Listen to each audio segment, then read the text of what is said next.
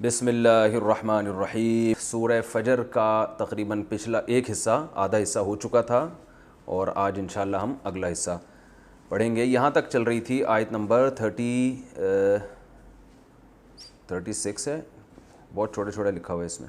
کلا بل لا تکرمون الیتیم، میں اس کو ہائی لائٹ کر دیتا ہوں۔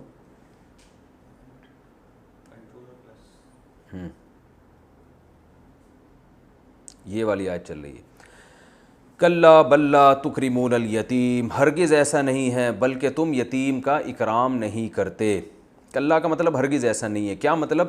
اللہ تعالیٰ نے انسان سے دو شکایتیں کی ہیں، فَأَمَّا الْإِنسَانُ إِذَا مَا ابْتَلَاهُ رَبُّهُ فَأَكْرَمَهُ وَنَعَّمَهُ، کہ انسان کو جب اللہ آزماتے ہیں اور اس کا اکرام کرتے ہیں، اس کو نعمتیں دیتے ہیں، تو وہ کیا کہتا ہے؟ فَيَقُولُ رَبِّي أَكْرَمَنِ، میرے رب نے میرا اکرام کیا۔ یعنی یہ اکرام بطور شکر کے نہیں، یعنی یہ جو الفاظ کہتا ہے نا انسان، یہ بطور شکر کے نہیں بلکہ یہ اتراتے ہوئے، جیسے لوگ کہتے ہیں اللہ کا دیا بہت کچھ ہے اور اس پہ خوش ہی ہو رہے ہوتے ہیں۔ دو چیزیں یعنی ان میں فالٹ ہوتے ہیں، ایک تو یہ کہ اپنے آپ کو اس کا مستحق سمجھتے ہیں، دوسری بات یہ کہ اس کو مقبولیت کی دلیل سمجھتے ہیں کہ ہمیں اللہ نے چونکہ نعمتیں دی ہیں اس کا مطلب ہے کہ ہم اللہ کے محبوب بندے ہیں۔ تو حالانکہ ایسا نہیں ہے، اللہ نے فرمایا اذا مبتلاہ، اللہ تو اسے کیا کر رہے ہیں؟ ابتلا کر رہے ہیں، آزما رہے ہیں۔ تو دولت آنے کے بعد اللہ کا شکر بھی ادا کرنا چاہیے اور ساتھ ساتھ یہ احساس بھی رہنا چاہیے کہ یہ ہمارے لیے بہت بڑی آزمائش ہے، لہذا انسان اترائے نہیں۔ تو اللہ فرماتے ہیں اس کا یہ نظریہ ہے کہ دولت ملنا اس کی علامت ہے کہ آپ کا رب آپ سے خوش ہے۔ یہ نظریہ کیا ہے؟ کلا، اس نظریے پہ اللہ نے رد کیا، ہرگز ایسا نہیں ہے۔ اور دوسرا نظریہ کیا ہے انسان کا؟ اذا مبتلاہ فقدر علیہ رزقہ، کہ جب اللہ اسے آزماتے ہیں اور اس کے روزی تنگ کر دیتے ہیں، فیقول ربی اہانن، تو کیا کہتے ہیں؟ میرے رب نے میری توہین کی ہے۔ یعنی وہ غربت کو اور آزمائشوں کو کیا سمجھتا ہے کہ اللہ راضی نہیں ہے لہذا مجھے رسوا کر رہا ہے۔ تو یہ بھی غلط نظریہ ہے، کیونکہ یہ کافروں کا عقیدہ ہے کہ پیسہ آنا کامیابی کی علامت اور پیسہ جانا ناکامی کی علامت۔ تو اعمال پر مدار ہے، اللہ یہ ہمیں بتا رہے ہیں ان آیتوں میں کہ اصل جو کامیابی اور ناکامی پر وہ ہے وہ کس پر ہے؟ اچھے اعمال پر۔ تو اللہ فرماتے ہیں کلا، ہرگز ایسا نہیں ہے، یعنی دولت آنا یہ اس کی علامت نہیں ہے کہ اللہ کی نظر میں آپ مقبول ہیں، اور دولت جانا اس کی علامت نہیں ہے کہ اللہ آپ سے ناراض ہے۔ تو یہ اللہ فرماتے ہیں کلا، یعنی تمہارا یہ نظریہ درست نہیں ہے۔ اور آگے بتاتے ہیں یہ تو نظریے کی خرابی ہے، کانسیپٹ ٹھیک نہیں ہے، آگے اعمال میں بھی تمہارے گڑبڑ ہے۔ وہ اعمال کیا ہے؟ بلکہ اس سے بھی بڑھ کر، یعنی ایک تو نظریہ خراب، بلکہ مزید کیا ہے؟ لا تکرمون الیتیم، اعمال تمہارے اتنے برے ہیں کہ تم یتیم کا اکرام نہیں کرتے۔ بہت برا عمل ہے اس کا اکرام نہ کرنا۔ کیسے برا عمل ہے؟ میں ساتھ ساتھ اس کی تفسیر بھی بیان کرتا جا رہا ہوں کیونکہ اب ترجمہ تو الحمدللہ بہت آسان ہو گیا ہے۔ دیکھیے پہلی بات تو یہ کہ اس آیت میں اللہ نے یہ نہیں فرمایا کہ کلا بل تو ہی کیا ہے توہین الیتیم، کہ تم یتیم کی توہین کرتے ہو، بلکہ اللہ نے فرمایا تم یتیم کا اکرام نہیں کرتے۔ یعنی یہ اس سے بھی اوپر کا درجہ ہے۔ ایک ہوتا ہے کسی کی توہین کرنا، ایک ہوتا ہے نہ توہین کریں نہ اکرام کریں، اور ایک ہوتا ہے اکرام کرنا، عزت دینا، یہ اس سے اوپر کا درجہ ہے۔ تو اللہ یتیم کے بارے میں یہ چاہتے ہیں کہ یتیم کی توہین تو دور کی بات، بلکہ باقاعدہ یتیموں کا اکرام کیا جائے، کیونکہ وہ قابل ترس ہے معاشرے میں۔ اور یتیم اس بچے کو کہتے ہیں نابالغ ہو اور اس کا باپ فوت ہو جائے، تو جس نابالغ بچے کے والد کا انتقال ہو جائے گا اس کو شریعت میں کیا کہا جاتا ہے؟ یتیم۔ اس کے بہت زیادہ فضائل ہیں۔ سوال یہ پیدا ہوتا ہے کہ اس کے اتنے فضائل شریعت نے کیوں بیان کیے؟ بھائی باپ کا انتقال ہو گیا تو کیا ہو گیا؟ اچھا عجیب بات ہے، اس سے باپ کے رشتے کی ویلیو کا بھی پتہ چلتا ہے۔ بچپن میں بچے کی ماں فوت ہو جائے تو بظاہر نقصان زیادہ ہے، کیونکہ ماں جس طرح سے پالتی ہے باپ نہیں پالتا۔ بچپن میں بچے کو باپ کی ضرورت ہے یا ماں کی؟ بھئی زیادہ ماں کی ضرورت ہے نا، وہ دودھ پلاتی ہے۔ ابا تو صبح آفس جا رہے ہیں، شام کو آ رہے ہیں، بچے کو اٹھاتے بھی نہیں گود میں، ماؤں کو یہ تکلیف ہوتی ہے نا۔ اور زیادہ ٹائم کون دیتا ہے؟ ماں دیتی ہے، محبت بھی ٹوٹ کے وہ کرتی ہے۔ لیکن ماں مر جائے تو اسلام میں اس بچے کے لیے کوئی نہ الگ سے لفظ ہے اور نہ اس پہ خرچ کرنے کے فضائل اور نہ اس کے اکرام کے فضائل۔ یہ بہت اہم ٹیکنیکل پوائنٹ ہے۔ باپ مر جائے تو اسلام میں جو ہے نا اس کے بڑے فضائل ہیں، اس بچے کو جس نے سر پہ ہاتھ رکھا اتنی نیکیاں، اور اس کی کفالت اور اس کا مال کھانا اتنا حرام. تو اس سے پتہ چلتا ہے کہ بھائی باپ مرنے سے کچھ اس قسم کے نقصانات ہو رہے ہیں کہ ماں مر جاتی تو اس نوعیت کے نقصانات نہیں تھے. دیکھیں بچے کو ضرورت ماں کی ہے، لیکن ماں مر جائے باپ اس کی تلافی کر لے گا کسی اور طریقے سے. کوئی دائی لے کر آ جائے گا، کوئی اور عورت تنخواہ پہ رکھ لے گا جو بچے کو پال لے گی. ظاہر ہے وہ ماں جیسی محبت نہیں دے گی، لیکن بچے کو ماں جیسی محبت کی ضرورت تھوڑے دن کی ہے. لیکن باپ اگر مر جائے نا تو بچے کو جو تحفظ ملتا ہے باپ کی وجہ سے وہ تحفظ کبھی نہیں مل سکتا، وہ رل جاتا ہے معاشرے میں. اور ماں بیچاری کو پتہ بھی نہیں ہوتا کہ میرے بچے کے ساتھ معاشرہ کر کیا رہا ہے، اس کے حقوق کو ضائع کیسے کر رہا ہے. اس کی تربیت نہیں ہوگی، باہر وہ لڑکوں میں بیٹھے. میں نے تو آپ اس کا سب سے بڑا مشاہدہ یہ ہے کہ جن بچوں کے باپ جو ہے نا اکثر باہر ملکوں میں جاب کر رہے ہوتے ہیں، سب کی بات نہیں کر رہا، یہاں بھی تفسیر میں ایسے لوگ ہوں گے جن کے بہت سارے باہر جاب کر رہے ہوں گے، بچے پل رہے ہوں گے، ان کے علاوہ کی بات کر رہا ہوں. تو جن بچوں کے باپ باہر جاب کر رہے ہوتے ہیں اکثر وہ بچے بگڑ جاتے ہیں، ان کی تربیت نہیں ہو پاتی. یہ تو میں نے اپنی زندگی میں اپنی آنکھوں سے دیکھا ہے، بچے بگڑ جاتے ہیں. ماں نہیں کنٹرول کر سکتی، اسے باہر کی چالاکیوں کا پتہ نہیں ہوتا، وہ خود بیچاری بیوقوف بن جاتی ہے. ماں کی محبت میں تو شبہ نہیں کیا جا سکتا، لیکن ماں کا سایہ جو تحفظ بچے کو چاہیے نا جس قسم کا، وہ جیسا باپ دیتا ہے ویسا ماں دے نہیں سکتی. اس کے پاس اللہ نے اس کو یہ اختیارات اور قوت دی نہیں ہے. تو ایک کوالٹی تو باپ کی یہ ہے کہ وہ جس طرح سے شیلٹر بنتا ہے بچے کے لیے اس طرح سے ماں وہ شیلٹر بن نہیں سکتی. دوسری کوالٹی باپ کی یہ ہے کہ فقہاء نے لکھا ہے لِأَنَّ بِالرِّجَالِ مِنَ الْغَيْرَةِ مَا لَيْسَ بِالنِّسَاءِ. اولاد کے معاملے میں ماں میں بھی محبت باپ میں بھی، لیکن جو غیرت ہے نا وہ باپ میں زیادہ ہوتی ہے ماں کی نسبت. اب غیرت ایسی چیز نہیں ہے جو کسی لیبارٹری میں ٹیسٹ کروائی جا سکے. اب جیسے فقہاء نے بیان کیا ہے کہ میاں بیوی میں جب علیحدگی ہو جائے تو 7 سال تک بچہ ماں کے پاس رہے گا اور 9 سال تک بیٹی ماں کے پاس رہے گی، لیکن 9 سال کے بعد بیٹی کو باپ کے حوالے کیا جائے گا. اگر باپ نہیں لینا چاہتا پھر بھی اس کو بیٹی دی جائے گی لازمی، ماں کی کسٹڈی میں نہیں چھوڑا جائے گا بیٹی کو. وہاں فقہا بیان کرتے ہیں لِأَنَّ بِالرِّجَالِ مِنَ الْغَيْرَةِ مَا لَيْسَ بِالنِّسَاءِ، اس لیے کہ اللہ نے باپ کو جو اولاد کے معاملے میں غیرت دی ہے وہ ماں کو نہیں دی ہے. اس کو بھی دی ہے، اتنی نہیں دی ہے.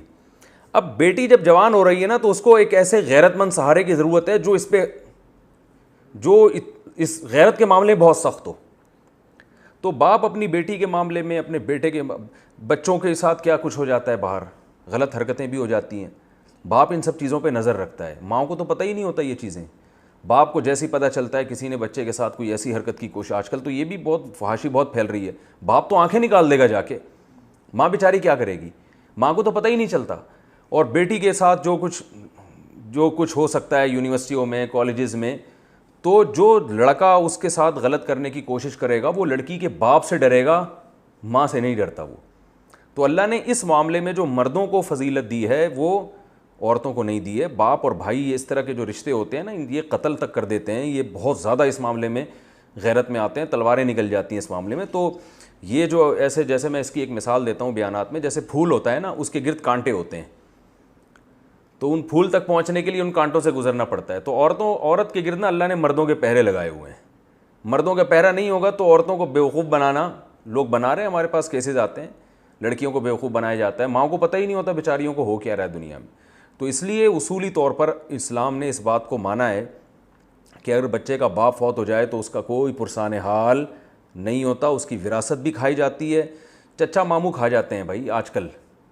پھر میں بار بار کہوں وہ چچا ماموں جو میرا بیان سن رہے ہیں وہ اس میں بالکل بھی داخل نہیں ہے، لیکن عمومی طور پر وہ کھا جاتے ہیں. بڑا بھائی بیوقوف بنا دیتا ہے چھوٹے بھائیوں کو، یہ بھی ہوتا ہے. بعض دفعہ یہ ہوتا ہے بڑا بھائی ہے نا، باپ کا انتقال ہو گیا تو اس کے اب چھوٹے بھائی سارے اس کی کسٹڈی میں آ گئے، تو وہ اس میں وہ والا مادہ نہیں ہوتا. عام طور پر بہت کم ہوتے ہیں بڑے بھائی جو واقعی باپ بن کے دکھائیں، لیکن جہاں وہ ویسے تو چھوٹے بھائی کو اولاد کی طرح پالیں گے، لیکن وراثت کے معاملے میں کیا کرتے ہیں وہ کہ اکثر دیکھا ہے ہم نے کہ بڑا بھائی سارے کاروبار پہ قبضہ کر لے گا, چھوٹے بھائیوں کو بھی بیوقوف بنا دے گا. اس میں تو بڑے جھگڑے ہوتے ہیں اور بہت مسائل کھڑے ہوتے ہیں. چھوٹے بھائیوں کو بیچاروں کو پتہ ہی نہیں ہوتا ہمارے ابا کی وراثت گئی کہاں, وہ ان کو اعتماد میں نہیں لیتا. تو اس لیے اللہ نے بڑا حق بیان کیا کہ بھائی یتیم کا پوچھنے والا کوئی بھی نہیں ہے. جو قدرت نے جس کو سرپرست بنایا ہے نا اس معاملے میں, وہ باپ کو بنایا ہے. تو اس لیے اسلام میں یتیم کے بہت فضائل ہیں, کیونکہ جو باپ بچپن میں مر جائے تو اس بچے کا کوئی پوچھنے والا نہیں ہے. میں نے اپنی زندگی میں دیکھا ایک صاحب اپنے بچوں کو, 2 چھوٹے چھوٹے پیارے بچے تھے, لے کر آیا کرتے تھے, ان کو نماز پڑھاتے, اپنا بہت اچھی تربیت ہو رہی تھی. ہارٹ اٹیک سے وہ صاحب مر گئے. 2 سے 3 مہینے گزرے ہوں گے, میں نے ان کے بچوں کا جو حشر دیکھا نا, مجھے خون کے آنسو رونے کا دل چاہ رہا تھا. عجیب پاگل وہ بچے بدماش بنے ہوئے تھے محلے کے, اور بنٹے کھیل رہے ہیں, اور ماں کا کنٹرول ہی ختم ہو گیا. وجہ کیا ہے کہ پھر چاچا اور یہ لوگ آ گئے اور بچوں کو اپنے ساتھ لے کے جا رہے ہیں گھمانے پھرانے, اور وہ پھر خراب کر دی انہوں نے بچوں کو. تو اس لیے اللہ تعالیٰ نے بہت ترغیب دی ہے اس کی کہ بھائی یتیم ہو جائے تو اس کا کیا کرنا ہے, عزت دینی ہے اس کو. عرب میں بہت ہے, ہمارے استاذ کہتے ہیں سعودی عرب میں نا, ٹھیک ہے عربوں میں کچھ خامیاں بھی ہیں لیکن بعض خوبیاں بھی بہت زبردست ہیں ان میں, کہ وہاں کوئی یتیم ہو جائے نا تو چونکہ وہ قرآن سمجھ کے پڑھتے ہیں نا, ان کو پتہ ہے کہ اللہ کے کیا حکام ہیں, تو یہ تو یتیم کے حکام تو بار بار آتے ہیں قرآن میں. تو ہمارے استاذ فرما رہے تھے اتنا خرچ کرتے ہیں نا یتیموں پہ کہ بگاڑ دیتے ہیں, یعنی اتنے پیسے دیتے ہیں ان کو, شو روم سے نئی نئی گاڑیاں خرید کے دے رہے ہوتے ہیں. تو وہ ٹھیک ہے, ایسا نہیں کرنا چاہیے, لیکن ان کا جذبہ بہرحال اچھا ہوتا ہے کہ بھائی اس پہ تو خرچ کرنے کا بڑا ثواب ہے. نبی صلی اللہ علیہ وسلم نے ام سلمہ رضی اللہ تعالیٰ عنہ سے نکاح کر کے ان کی یتیم بچوں کو پالا تھا. خود آپ کے دیکھیں آپ کو کتنے غریب تھے, لیکن بیوہ سے نکاح کر کے یتیم بچوں کو پال رہے ہیں. تو اس لیے اسلام میں بہت اہمیت ہے اس کی. تو اللہ فرماتے ہیں بل لا تکرمون الیتیم, تم یتیم کا اکرام نہیں کرتے, حالانکہ اکرام کرنا چاہیے. یہ عملی خرابی ہے تمہارے اندر. ولا تحاضون, تحاضون اصل میں تھا تحاضزون, تزاربون, تزاربون باب تفاعل تزارب, ٹھیک ہے نا. تو تحاضزون, حظ کہتے ہیں کسی کو کسی چیز پر ابھارنا. تو ولا تحاضون, تم ایک دوسرے کو ابھارتے نہیں ہو, ایک دوسرے کو ترغیب نہیں دیتے, علی طعام المسکین, مسکین کے کھانا کھلانے پر. تو یعنی تمہارے اندر یہ بھی برائی ہے کہ تمہیں معاشرے کے جو کمزور لوگ ہیں ان کی بنیادی ضرورت پوری کرنے کا بھی خیال نہیں ہے. آیت کا یہ مطلب ہے, کھانا کھلانا اصل مقصد نہیں ہے. میں نے بار بار یہ بات میں بیان کرتا ہوں کہ قرآن جزیات کے ضمن میں کیا بیان کرتا ہے, اصول. یعنی ایک ایگزامپل دے گا لیکن وہ ایک مثال ہوگی, اس مثال کے اندر ایک قاعدہ چھپا ہوا ہوگا. اصل میں قرآن یہ بیان کرنا بتا رہا ہے یہاں پہ کہ تم معاشرے کے ضرورت مند لوگوں کی بنیادی ضرورتوں کا خیال نہیں رکھتے, اور خیال رکھنے کا بہترین طریقہ یہ ہے کہ ایک دوسرے کو خیال رکھنے کی ترغیب دی جائے. یہی ہے نا. تو اس لیے قرآن نے کیا بیان کیا, اصل کیا بیان کرنا چاہ رہے ہیں اس کو نوٹ کریں. اس آیت کا جو ترجمہ ہوگا نا, جو مفہوم ہوگا اصل, وہ کیا ہے, تم معاشرے کے جو ضرورت مند لوگ ہیں ان کی بنیادی ضرورتوں کا بالکل بھی خیال نہیں رکھتے, بس اپنے پیسے اور کھانے پینے میں مگن ہو.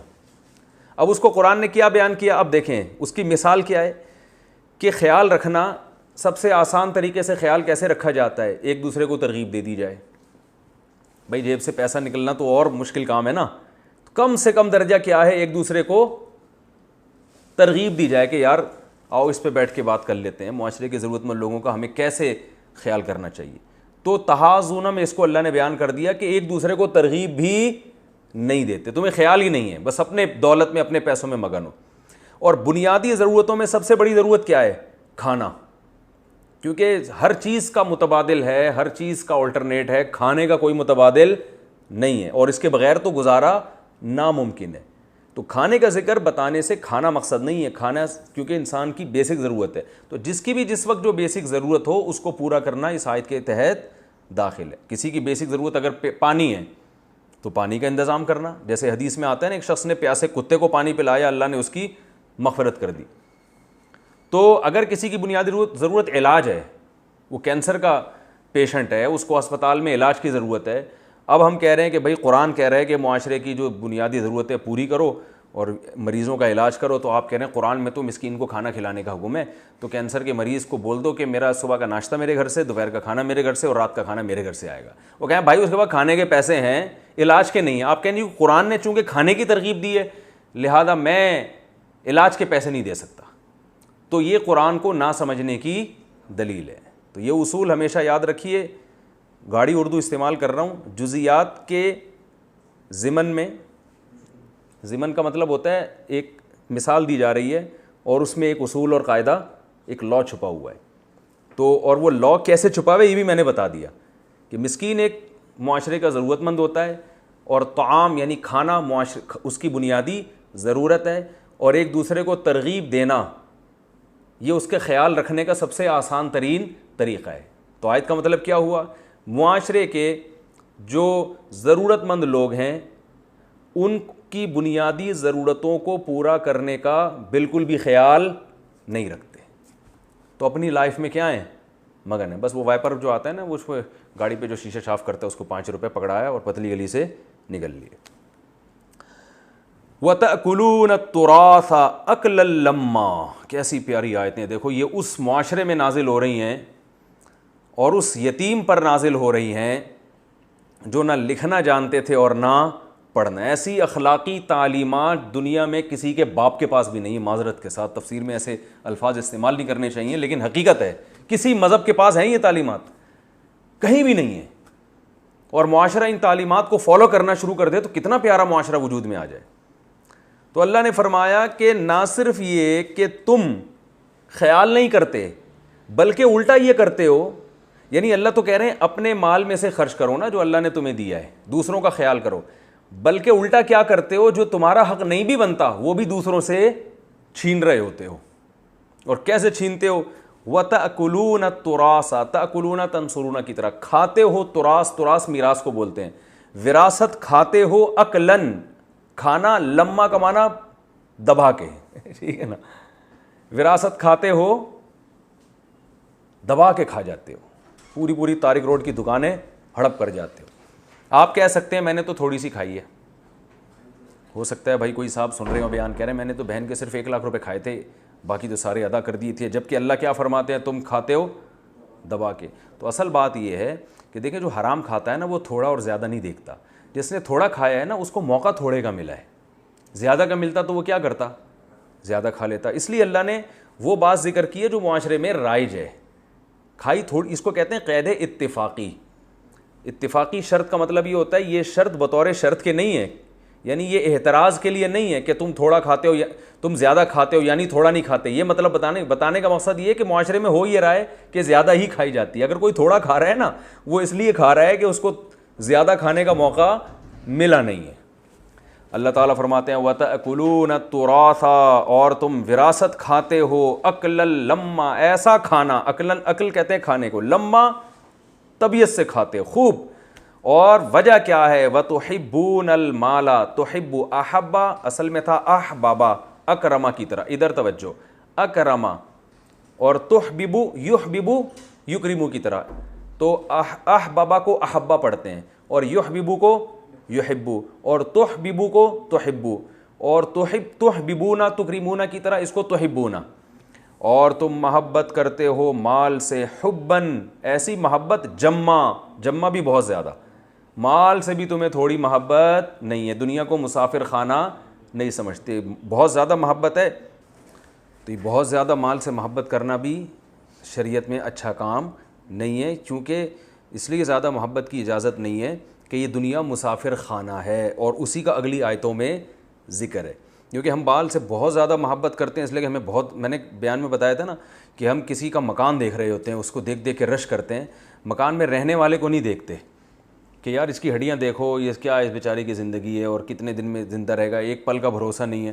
تو انسان اپنے آپ کو نہیں دیکھ رہا ہوتا کہ میری زندگی کتنی ہے، جس گھر میں رہتا اس کو اس کی جو ہے نا مضبوطی کو، اور اس میں اتنا بنیادوں میں سریا ڈلا ہے اور اتنی موٹی دیواریں، ان کو دیکھ دیکھ کے کیا ہو رہا ہوتا ہے؟ خوش۔ تو اللہ فرماتے ہیں تم مال سے محبت، اور یہ مال سے محبت ہی انسان کو ان برائیوں پہ اکساتی ہے کہ یتیم کا مال کھانا، اس کا اکرام نہ کرنا، وراثت ہڑپ کر دینا۔ جب انسان قناعت پسند ہوتا ہے، بھائی جتنا اللہ دے دے بس اس پہ گزارا کرنا ہے، اور کم ہو گیا تو بھی گزارا کریں گے، زیادہ دے دیا تو بھی اللہ کی نعمت ہے، تو پھر یہ حالت نہیں ہوتی. آگے اللہ فرماتے ہیں کلا ہرگز ایسا نہیں ہے. یعنی تم جو مال سے محبت کرتے ہو گویا تم بزبان حال یہ بتا رہے ہو کہ دنیا ہمیشہ رہے گی اور یہ سب اسی طرح چلتا رہے گا نظام. تو اللہ فرماتے ہیں کلا ہرگز ایسا نہیں ہے.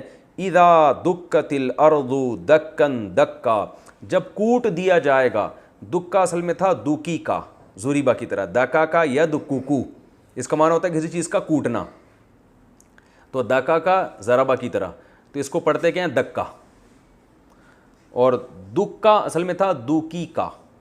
تو اذا دکت الارض, جب کوٹ دیا جائے گا زمین کو, توڑ پھوڑ دیا جائے گا زمین کو, دکن دکا, دکن بھی تاکید کے لیے, پھر دوبارہ دک, دک میں نے کوٹنا, یعنی بہت زیادہ کوٹ دیا جائے گا زمین کو.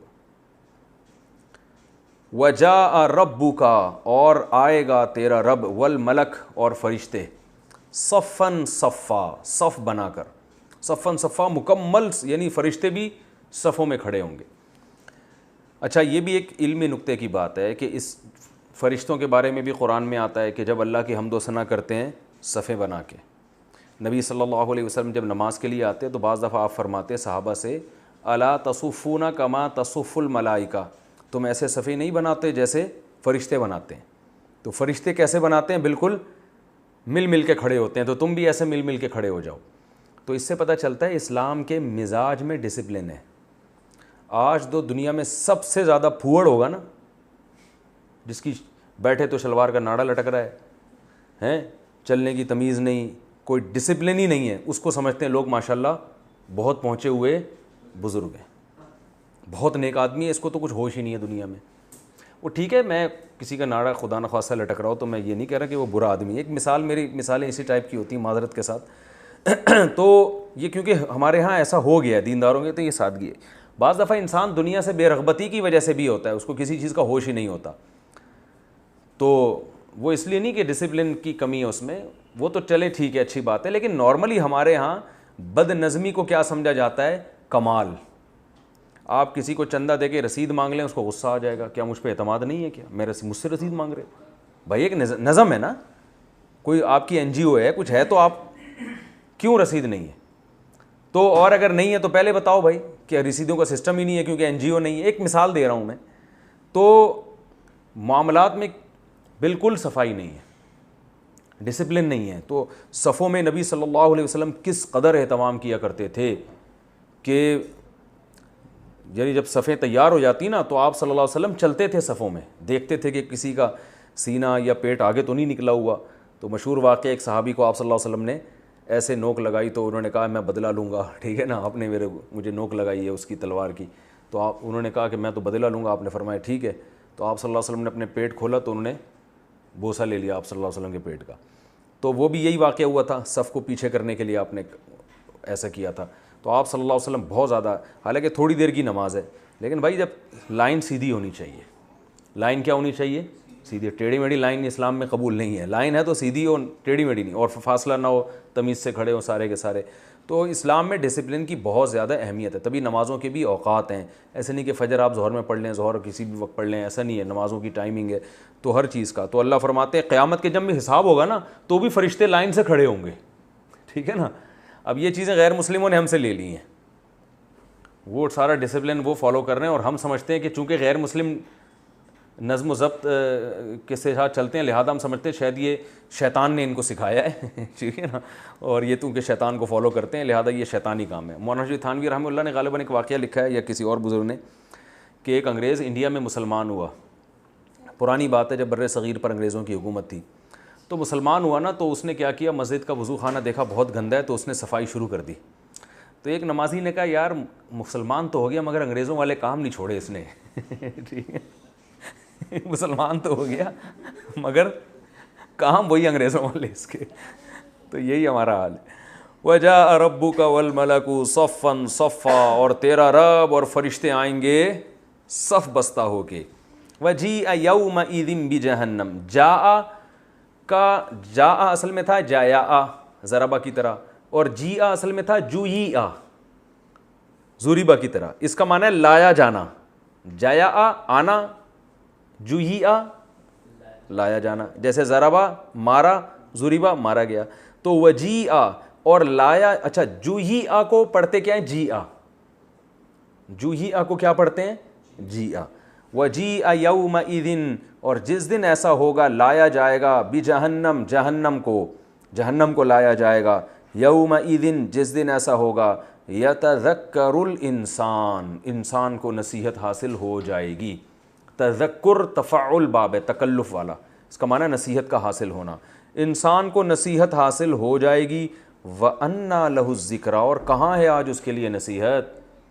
انا کا معنی کہاں, ہم کہتے ہیں نا انا زیدن, کیا مطلب زید کہاں ہے, تو انا لہو کہاں سے ہے آج اس انسان کے لیے الذکرہ نصیحت. کیا مطلب اب نصیحت کا کوئی فائدہ نہیں ہے. اب بڑے پاپڑ ویلے اور بڑی واویلا کرے گا کہ مجھے نصیحت ہو گئی, مجھے اللہ تیری آیتیں سب سمجھ میں آ گئیں کہ یتیم کا مال بھی نہیں کھانا چاہیے, یہ بھی نہیں کرنا چاہیے, وہ بھی نہیں, مجھے سب سمجھ میں آ گیا. اللہ فرماتے ہیں اب کہاں سے نصیحت, اب تو رزلٹ کی اناؤنس ہونے کا دن ہے نا, تو رزلٹ جس دن اناؤنس ہوتا ہے اس دن آپ بیٹھ کے رو رہے ہو, یار میں پیپر میں یہ بھی کر لیتا, میں یہ بھی, یہ تو پاگلوں والی باتیں ہیں نا. تو اللہ فرماتے ہیں یہ احمقوں والی باتیں مت کرو. یتذکر الانسان اس دن انسان کو نصیحت حاصل ہوگی. وَأَنَّا لَهُ الذِّكْرَىٰ اور کہاں سے اب نصیحت, کہاں سے اب نصیحت, یعنی کہاں گئی نصیحت, اب تو نصیحت کا کوئی ٹائم نہیں ہے. یقولو پھر انسان کہے گا یا لیتا, یا کا معنی ہائے, ویسے یا عربی میں کہتے ہیں کسی کو پکارنا, جیسے ہم کہتے ہیں نا یا اللہ, کیا مطلب اے اللہ. تو لیتا سے, لیتا کہتے ہیں کاش, نی کا معنی میں, یا لیتنی یا کا معنی کیا ہوگا, ہائے, پکار رہے گویا کسی کو, ہائے کاش, قدمتو میں نے آگے بھیجا ہوتا, قدم یقدم تقدیما, سبح یسبح تسبیحا, قدمہ کا معنی آگے بھیجنا, ٹھیک ہے نا, کہتے ہیں نا قدامت پسند, جو چیز پہلے گزر چکی ہے, آگے جا چکی ہے ہم سے, ایسی چیزوں کو پسند کرتا ہے یہ, تو قدامت پسند, گدھے کو پسند کرتا ہے یہ, ٹھیک ہے نا, جہاز کو چھوڑ کر, کہتے ہیں نا قدامت پسند آدمی. قدیم وہ چیزیں جو پہلے گزر چکی ہیں, آثار قدیمہ کہتے ہیں نا, وہ چیزیں جو, تو وہ کہے گا یا لیتنی ہائے کاش, قدمتو میں نے آگے بھیجا ہوتا, لی حیاتی اپنی اس زندگی کے لیے, حیات زندگی, تی کا معنی میری زندگی, کاش میں نے اس زندگی کے لیے کچھ آگے بھیجا ہوتا. انویسٹمنٹ ہو رہی ہے, بینکوں میں لکھا ہوتا ہے روپیہ بچائیے کل کام آئے گا, تو بچانے کا مقصد ہوتا ہے ابھی بینک میں جمع کر کے سود لے لیں کل کام آئے گا, حالانکہ یقین نہیں ہے کہ آپ کل زندہ رہیں گے یا نہیں رہیں گے. تبھی حدیث میں آتا ہے تمہارا مال وہ ہے جو کھا کے ختم کر دیا, جو بچا دیا وہ تمہارا تھوڑی ہے. تو لیکن یہاں کے لیے انسان کہے گا کاش میں نے اس کل کے لیے بھی کچھ بچایا ہوتا. آج ایک تاجر سے میری بات ہو رہی تھی, وہ یہ کہہ رہے تھے کہ یار ہم لوگ یہ کرتے ہیں تو ہم کچھ بکرا کاٹتے ہیں تاکہ ہمارے جب بھی کنسٹرکشن کا کام کرتے ہیں نا, تاکہ یہ مکان صحیح بن جائے اور اس میں بلائیں نہ آئیں. تو میں نے کہا وہ تو بکرا کاٹنا ویسے بدعت عمل ہے, صدقہ کر دیا کرو. لیکن میں نے کہا وہ صدقہ جو ہے نا آپ اس بلاؤں کو ٹالنے کے لیے تو کر رہے ہو کہ کنسٹرکشن میں یہ نہ ہو وہ نہ ہو, اصل بلا تو قیامت کے دن آئے گی, جب جتنے آپ نے کاروبار کیا اور جو کچھ زندگی بھر کرتے رہو اس کا حساب دینا پڑے گا. تو وہاں کی بلاؤں کو ٹالنے کے لیے کیا کرنا چاہیے, صدقہ, اس کے لیے کوئی کوشش نہیں کرتے ہم لوگ. تو اللہ فرماتے ہیں قدمت لحیاتی, وہ کہے گا کاش میں نے اس زندگی کے لیے بھی کچھ آگے بھیجا ہوتا.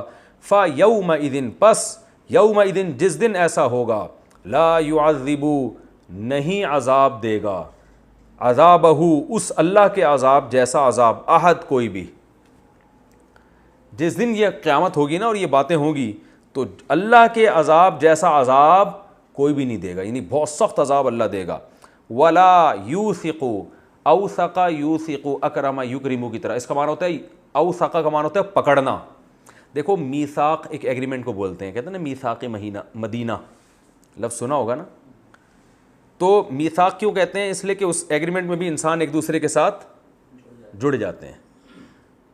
اور لوگ کہتے ہیں میں بڑے وثوق سے کہہ رہا ہوں, کہتے ہیں نا, تو وثوق کا مطلب بھی میں گویا پورے یعنی اعتماد ہے مجھے, اور گویا میں اپنی بات میں جکڑ گیا ہوں, میں اس سے رجوع نہیں کر سکتا.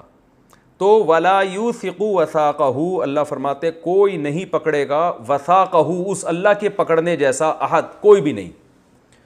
جس دن ایسا ہوگا یعنی قیامت آئے گی تو اللہ کے عذاب جیسا عذاب بھی کوئی نہیں دے سکتا, اور اس کی پکڑ جیسی پکڑ بھی کوئی نہیں کر سکتا. یا ایتھا النفس المطمئنہ, اے وہ نفس جو مطمئن ہے. قرآن میں بعض الفاظ محذوف ہوتے ہیں, یعنی یقالو، اس دن کہا جائے گا، اناؤنسمنٹ ہوگی. کیا اناؤنسمنٹ ہوگی؟ اے وہ نفس، نفس سے مراد انسان ہے. یا ایوہا، آپ نے سنا ہوگا نا ایوہا، یہاں ایتو، ایو کی مؤنث آتی ہے ایتو. نفس کا لفظ عربی میں مؤنث ہے، مراد تو اس سے انسان ہے جس میں مرد بھی ہیں عورتیں بھی ہیں، لیکن نفس کا لفظ کیا ہے عربی میں؟ مؤنث. اس لیے ایو کی بجائے کیا استعمال ہوا؟ ایتو. یا ایتوہ النفس، اے وہ نفس المطمئنہ جو مطمئن ہے. مطمئن کا لفظ اردو میں استعمال ہوتا ہے، بھائی میں پورا اطمینان ہے مجھے. تو مطمئن کس بات سے؟ یعنی اللہ کی توحید پر بھی مطمئن، پیغمبر کی رسالت، ختم نبوت، نیک اعمال، ان تمام چیزوں پہ جو مطمئن تھا. تو ایسے نفس کو خطاب ہوگا، کیا خطاب ہوگا؟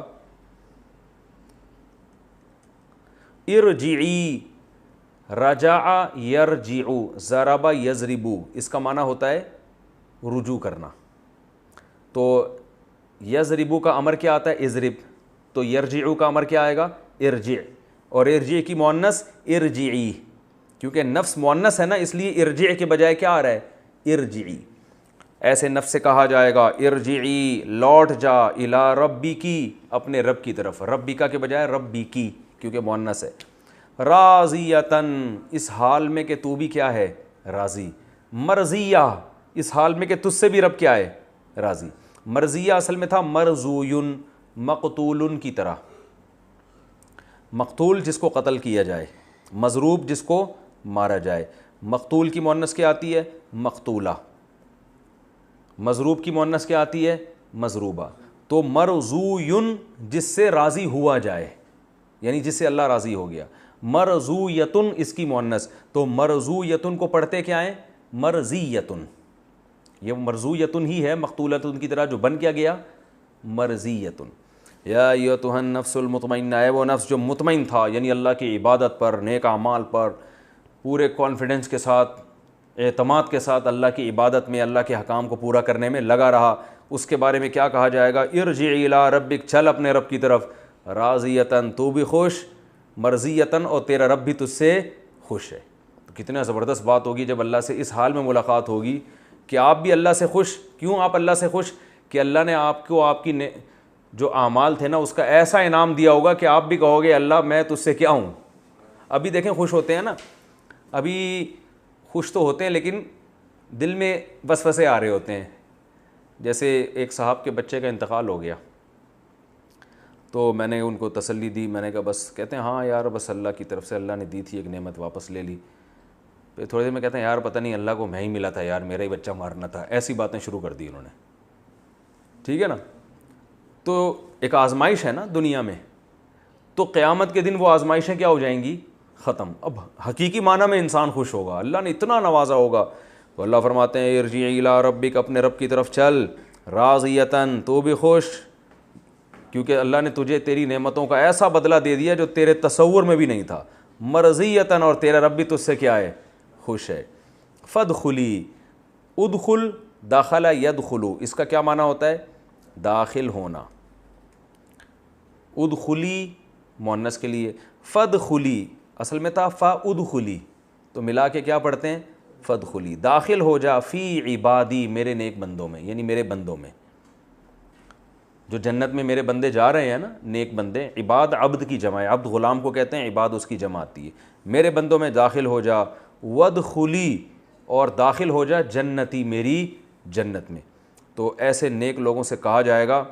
پہلے اللہ نے برے لوگوں کی حالت بیان کی جو کیا کہیں گے؟ یا لیتنی قدمت لحیاتی، ہائے کاش میں اپنی زندگی کے لیے کچھ کر لیتا.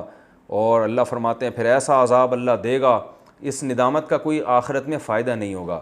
ایسا عذاب دے گا کہ اس عذاب جیسا کسی نے عذاب نہیں دیا، اور ایسی پکڑ کرے گا کہ اس کی پکڑ جیسی کسی کی پکڑ ہو نہیں سکتی. اور نیک لوگوں کے ساتھ اللہ کیا سلوک کرے گا؟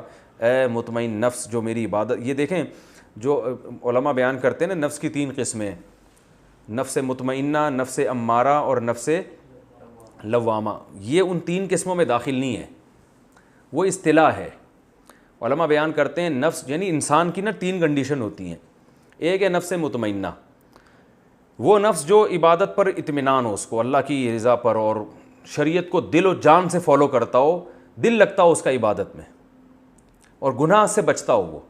دوسرا نفس ہوتا ہے نفس لوامہ, جو سورہ یوسف میں آتا ہے, وہ نفس امارہ. امار امر سے نکلا ہے, امر آرڈر کو کہتے ہیں, امار آرڈر کرنے والا. تو نفس امارہ وہ نفس جو آپ کو برائیوں کا آرڈر کرتا رہتا ہے, الٹے الٹے کاموں کا, بھائی یہ بھی کر لے وہ بھی کر لے. ابھی ہم لوگ گائے لے کر آئے نا, اس کے لیے کسی ملازم کو رکھا, کام ہی نہیں کر رہا. ہم نے کہا کیا مسئلہ, کہہ رہا ہے کہ مجھے چرس چاہیے. ٹھیک ہے نا, اس کے بغیر میں کام نہیں کر سکتا. تو یہ نفس امارہ ہے, یہ اس کو کس کا آرڈر کر رہا ہے؟ یہ لڑکوں سے میں نے کہا بھائی وہ کیا ہے, یہ گائے رکھی تھی ہم لوگوں نے, تو کافی ساری گائیں ہیں, تو وہ اجتماعی قربانی کے لیے نا, تو وہ بندہ رکھا, باقاعدہ تنخواہ پہ رکھا, وہ بھاگ گیا. میں نے کہا بھاگا کیوں یار, اتنا اچھا کام کر رہا تھا. وہ کہہ رہا ہے میں چرس چاہیے, مجھے چرس کا انتظام کر کے دو. کہتا میں نے کہا ہم چرس تو لانے سے رہے ہم اس کے لیے. ٹھیک ہے نا. تو یہ ہے نفس امارہ. کس کا حکم دے رہا ہے اس کو؟ چرس کا, ہیروئن کا, بری. تو جو برائی کا حکم دینے والا نفس ہے اسے کیا کہتے ہیں؟ نفس امارہ. جیسے یوسف علیہ السلام نے جب اپنی برات کا اعلان کیا نا کہ زلیخا نے جو مجھ پہ تہمت لگائی ہے میں بری ہوں, تو فوراً تواضعاً کیا کہا انہوں نے؟ وما ابرئ نفسی, میں یہ نہیں کہتا میرا نفس بڑا نیک ہے. ان النفس لامارۃ بالسوء, نفس کا تو کام ہے سو کا حکم دینا, برائی کا حکم دینا. یہ تو میرے رب نے بچا لیا. تو یہ تواضع تھی نا ان کی, کہ اپنے آپ کو بھی نفس امارہ میں داخل کر رہے ہیں, پھر کہہ رہے ہیں کہ میرا نفس بھی وہی ہے لیکن اللہ نے بچا لیا مجھے. تو نفس ایک وہ ہوتا ہے جو ہر وقت الٹے سیدھے کاموں کا حکم دیتا رہتا ہے, اور ایک نفس ہوتا ہے لوامہ, ملامت کرنے والا, کہ ایسا نفس جو برائی کرتا تو ہے لیکن اس پہ برائی پہ ندامت ہوتی ہے, ملامت ہوتی ہے, یار غلط کر رہا ہوں میں, ایسا کرنا نہیں چاہیے. تو سب سے بدترین نفس نفس امارہ ہے. اس سے اچھا نفس لوامہ, جو برائی کر تو لے لیکن اس کو ندامت ہو. تیسرا نفس مطمئنہ, جو مطمئن ہو کہ بھائی نہ برائی کرنی ہے کہ بعد میں پھر ملامت کرنی پڑے. ٹھیک ہے نا.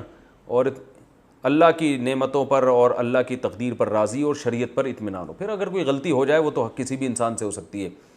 تو یہاں وہ مراد نہیں ہے, وہ تو ایک فقہا یعنی مفسرین کی ایک ٹرم ہے. یہاں ایک سیدھا سادہ مطلب یہ ہے کہ جو بھی شریعت کو فالو کر رہا ہے, اس میں نفس لوامہ بھی داخل ہے. اگر کسی سے گناہ ہو جائے اور وہ توبہ سچے دل سے کر لے ندامت کی وجہ سے, تو وہ بھی نفس مطمئنہ ہی میں داخل ہے اللہ کی نظر میں. تو اللہ نے فرمایا کہ اے نفس جو مطمئن ہے, جو اللہ کی عبادت پر مطمئن تھا, جس کو اعتراض نہیں ہے شریعت پر, اسلام پر, تو آج اللہ کہیں گے چل اپنے رب کی طرف, تو بھی خوش اور اللہ بھی تجھ سے خوش. تو اس صورت کا خلاصہ میں بیان کر دیتا ہوں, وقت تھوڑا رہ گیا. اللہ نے قسمیں اٹھائی ہیں راتوں کی, پھر اللہ نے فرمایا کہ تمہارے رب, تم نے دیکھا نہیں ہے اللہ نے قوم عاد اور قوم سمود کے ساتھ کیا کیا اور کیسا ان کو تباہ و برباد کیا. تو تمہیں عبرت حاصل ہونی چاہیے لیکن تمہیں عبرت حاصل نہیں ہوتی. تم دیکھتے نہیں کہ قوم عاد قوم سمود کو کتنی نعمتیں ملی تھیں مگر پھر بھی تباہ ہو گئے. تمہاری حالت کیا ہے کہ اکرمہ و نعمہ, اللہ جب اکرام کرتے ہیں اور نعمتیں دیتے ہیں تو قوم عاد اور قوم سمود کی طرح تکبر کرتے ہو, بولتے اب اللہ کا دیا ہمارے پاس بہت کچھ ہے. یعنی اترانے کے لیے کہتے ہو, شکر کے لیے نہیں. اس سے تواضع نہیں پیدا ہوتی. تو مال ہی کو سمجھتے ہو اللہ کی رضا کا ذریعہ, اصل چیز ہی تمہاری نظر میں دولت ہے. اور جب غربت آتی ہے رب نے بیڑا غرق کر دیا, ربی اہانن, اللہ نے کیا کر دیا. اور آج ہم لوگوں کی یہی حالت دیکھ رہے ہیں کہ پیسہ نہیں ہوتا تو سمجھتے ہیں اللہ ہم سے ناراض ہے, پیسہ مل گیا تو سمجھتے ہیں اللہ ہم سے بہت زیادہ خوش ہے. تو ایسا نہیں ہے. تو اللہ فرماتے ہیں کلا, ہرگز ایسا نہیں ہے. تمہارے اندر یہ نظریاتی خرابی بھی ہے, اور عملی خرابی کیا ہے؟ یتیم کا اکرام نہیں کرتے, مال کھا جاتے ہو وراثت کا, اور تحبون المال حبا جما, مال سے بے پناہ محبت. تو یہ تمام اخلاقی برائیاں ہمیں اپنے اندر سے ختم. اصل میں تو مال کی محبت ہے نا, یہ ان تمام برائیوں کی جڑ ہے. علماء کہتے ہیں کہ حب الدنیا رأس کل خطیئہ, دنیا کی محبت ہر برائی کی جڑ ہے. دنیا کو دل سے نکال دو گے تو یہ برائیاں خود بخود کیا ہو جائیں گی؟ ختم. جب دولت سے محبت اتنی جتنا رہنا ہے اس کے ساتھ, تو اور وہ یہ نکلے گی کیسے؟ بار بار اذا دکت الارض دکن دکا. یہ سوچو یہ زمین تباہ ہو جائے گی بھائی. یہ ورلڈ ٹریڈ سینٹر گرا نا, تو ایک تو ورلڈ ٹریڈ سینٹر گرا جس پہ دنیا اتنی حیران ہو گئی یہ کیا ہو رہا ہے, تو پوری زمین ہی ایک دفعہ تباہ ہو جائے گی. یہ ساری بلڈنگیں مٹی بن جانا ہے, اور اس سے پہلے ہم مٹی بن جائیں گے. تو یہ سوچنا چاہیے انسان کو, مسافر خانہ ہے, اس سے مال کی محبت کم ہوگی. جب کم ہوگی تو خرچ کرنا سیکھے گا, پھر کھلائے گا لوگ معاشرے کو, غریب لوگوں کو, مسکینوں کو, رشتہ داروں پہ خرچ کرے گا. اللہ تعالیٰ عمل کی توفیق عطا فرمائے. بھائی ایک بات آپ لوگوں سے یہ بھی کرنی ہے, ماشاءاللہ ایک طالب علم ہے مدرسہ عثمانیہ کا جو پشاور میں بڑا مدرسہ ہے, اس کا ماشاءاللہ رزلٹ بھی سنا ہے بہت اچھا ہے, وفاق میں ان کے طلبہ اکثر ٹاپ کرتے ہیں، اول آتے ہیں. تو ان کا ایک طالب علم ہے محمد حسان سوری. تو انہوں نے ماشاءاللہ یہ بڑا اچھا کام کیا ہے کہ یہ جتنے ہمارے لیکچر ہیں نا ان کو ریٹن فارم میں لے کر آئے ہیں وہ، اور میں نے ان کا وہ دیکھا ہے کام بہت اچھا ہے، شاندار ہے. تو میرا تو ارادہ تھا اس کو کال کر کے میں شکریہ ادا کروں اور اس کو تھوڑا سا ترغیب دوں. تو آج مجھے خیال ہوا ہے تفسیر کے دوران میں اپنے جو ہے نا ایک جو جذبات ہیں وہ ریکارڈ کروا دوں تاکہ ایک اچھی اس کی حوصلہ افزائی ہو جائے. اور وہ کمنٹس میں جو کسی نے خلاصہ بیان کیا ہوا ہوتا ہے یہی ہے، محمد حسان ہی ہے. اکثر میں تفسیر کے نیچے کمنٹس دیکھتا ہوں، روزانہ جو ڈیلی جو لیکچر اپلوڈ ہوتا ہے نا اس کا بھی کسی نے خلاصہ کیا ہوا ہوتا ہے. تو وہ بھی اگر یہی محمد حسان ہے تو دوبارہ سے ان کا شکریہ. یہ ٹھیک ہے نا. وہ اگر کوئی اور لڑکا ہے تو ان کا نمبر مجھے دیجیے گا، میں اس سے فون پہ اس کی حوصلہ افزائی کروں گا. کافی محنت والا کام ہے روزانہ ہر لیکچر کو یار وہ بیٹھ کے خلاصہ لکھنا. تو اللہ تعالیٰ ان کے لیے صدقہ جاریہ بنائے. بہت خوشی ہوئی ہے مجھے یہ دیکھ کے.